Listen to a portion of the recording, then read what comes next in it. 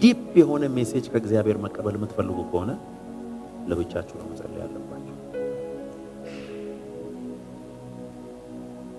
አጠገባችሁ ያለው ሰው ይረብሻል። መንፈሳዊውን አትሞስፈር ይረብሻል። እንዳትሰሙ ያደርጋቸዋል። መጽሐፍ ቅዱስን ሳጠና አንድም ቦታ ኢየሱስ ከሰው ጋር ሲጸልይ ይቻላል።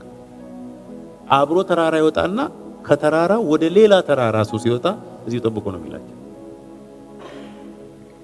አንድ ቦታ ባይብሌን አንብቤ ያለው ኢየሱስ ተንበርከኮ አብሯቸው ሲጸልይ ይቻላል። ሌላ አስተምሮ አፖስትል እያመጣ አንብቡና አሳዩኝ። አንድ ቦታ ጴጥሮስ ያዕቆብ ጌቴሰማኒ እንኳን ሲጸልዩ እሱ ፈንጠር ብሎ ነው እዛ ይጸልዩ። ተመልሶ እየመጣ አጸልዩም እንዴ ያለ ይጠይቃቸው ነበር እንጂ አብሮ አልጸለየም።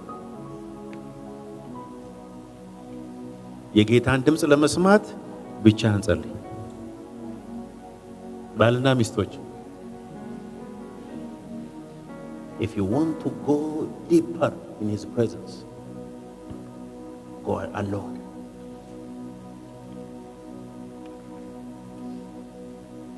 እግዚአብሔር በጸሎት ቦታ ከነካ ይነካል ዓላማ ነው። እግዚአብሔር እንዲሁ ጥረትን አይቶ ብቻ አይነካም። እንዲሁ ይሄ ልጅ እየለፋ ነው ብሎ አይነካም። ከነካ በህይወትም ይሆን ነገር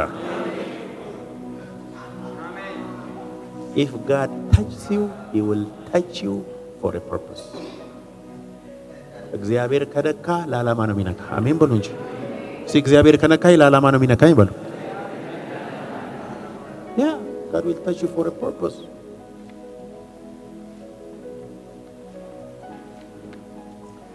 የተቀቡ ሰዎች ላይ ያለ anointing ሲያገኛችሁ እሱ anointing ነው። anointing ሼር አረጋችሁ።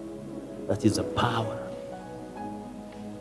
እግዚአብሔርን ሲክ በማድረግ በመፈለግ ውስጥ መጥቶ ሲያገኛችሁ ግን ከዛች ሰከንድ ጀምሮ ህይወታችሁ you will be a different person. ሌላ ሰው ነው የምትሆነው። በቃ ለሰው አይደለም ለራስህ ጥያቄ ትሆናለህ። አሜን በሉ እንጂ እኔ ነኝ ወይስ ሌላ ሰው ነው? በእውነት ይሄ ሰው እኔ ነኝ ወይ? is this the old me?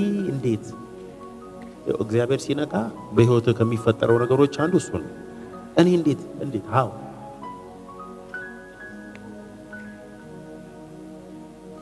ስትጸልዩ የእግዚአብሔርን ድምጽ ለመስማት ከሚያስፈልጋችሁ ቁልፍ ነገር አንዱ